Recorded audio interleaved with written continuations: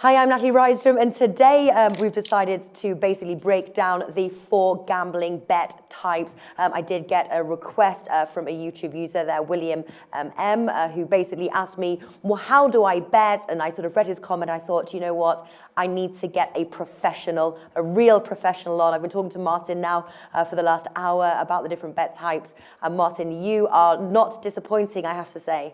Oh, good. Thank you. Well, yes, I have written quite a lengthy article about it, which breaks it down into as simplest terms as I could possibly get. So please check that out, and hopefully that will explain anything. But if you have any questions or comments, please get in touch, and I'll be sure to help out and answer them.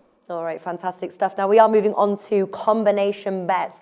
This is one I really like. I generally stick, I think, to straight bets and combination bets. I do like the occasional ACCA, but just for fun, the accumulator bet that we talked about in another video. So we're on combination bets, and this for me is basically like you generally find it like in one match. There's a few bookies that offer it. It's not all over the place, and you've got sort of like, whether you choose the outrights and both teams to score, the outrights and the totals, or you've got both teams to score and the totals, and you put those together and the odds increase. And it's often a great bet to do when the odds were low to start with. So you've got a strong favourite, the odds are maybe 1.3, 1.4, something like that. You go with both teams to score because that's also the favourable bet. You stick them together and you've got more odds. Have I kind of explained it all right? Yes, very much so. I think often the easiest way to explain some of these things is just with examples. So let's say Real Madrid are playing against Barcelona,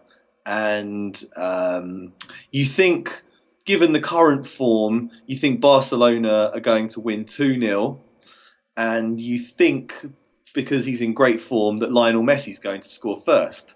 So you might get, say, 6-1 on Barcelona to win 2-0, and you might get 5-1 on Messi to score first. So what you could do, you could bet €10 on the 2-0, and then if you won, you'd get back your €60, and then you could bet €10 on Messi to score first and win €50.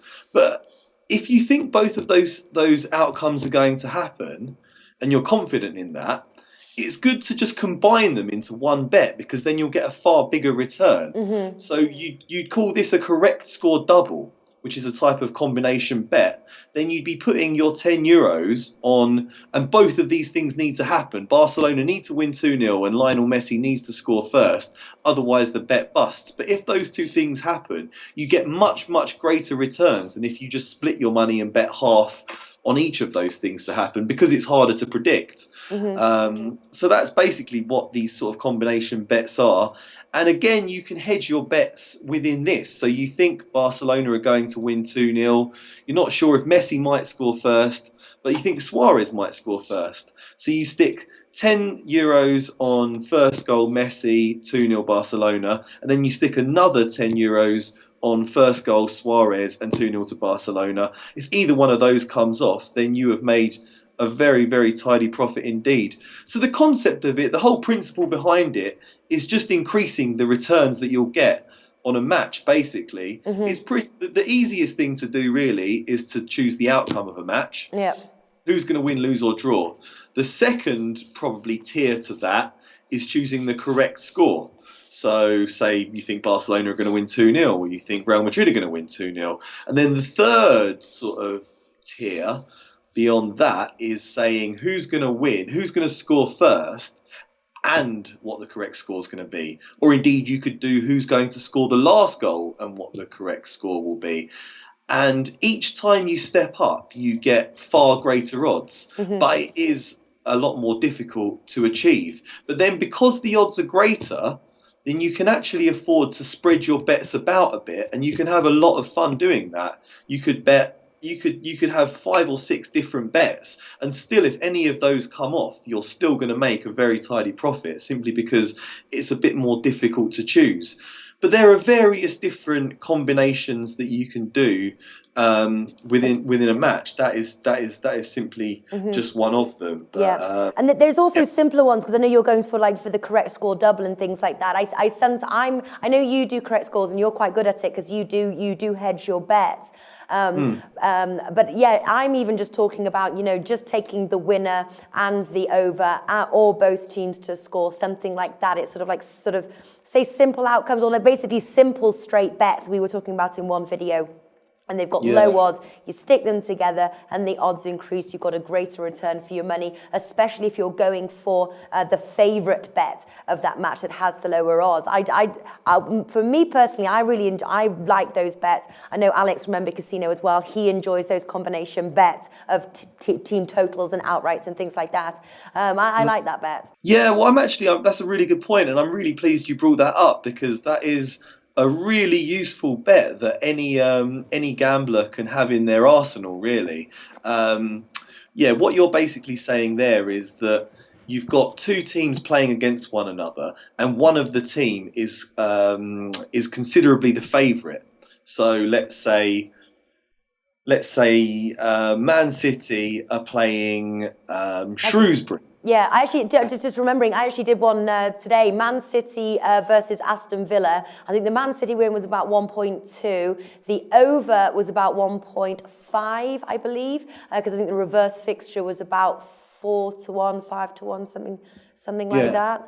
But the combined odds came to about 1.7. Yeah. So basically what you're doing is you think that Man City are going to win, but because Man City are so likely to win, that they're such obvious favourites, that you won't get much of a return for your money that you're staking. So what you're doing, you're trying to lengthen the odds by making it a bit harder. So you'll say that not only do you think Man City will win, but that there will be, say, more than 3.5 goals in this match. So then if Man City win 3-0, you haven't won your bet.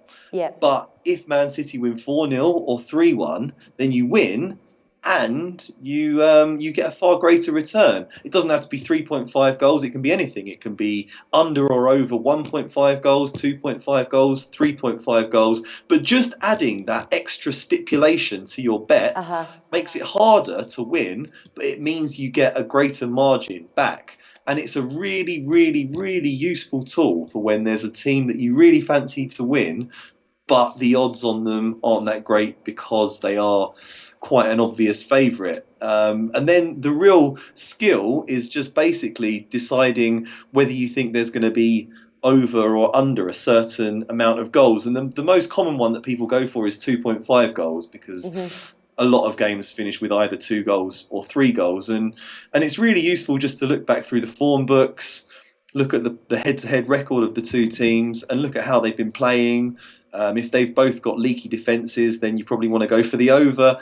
Or if they're both tight defences and you think it's going to be quite a tough, hard-fought game, you probably want to go for the under. And yeah, that is just a really, really good way of increasing the returns on the money that you're staking. But there are within a single match, there are all sorts of different combinations of different outcomes occurring that you can go for to increase the odds on your returns, to increase your revenues. And that's what makes sports betting so absolutely fascinating. You just get one match between two teams, and there are just a million different bets that you can do, so many different options, and it can be daunting, it can be complicated at first, but it's really interesting once you get into it. And if you're clever and if you really root around, you can make some good money, and there are some really interesting options out there. So I'd advise just to check it out, play around with it.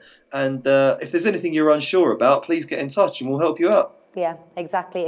Yeah, I hope these 4 videos have helped you a little bit. And if you do have any questions, do let us know. Martin, honestly, thank you so much for coming and breaking this down for us today.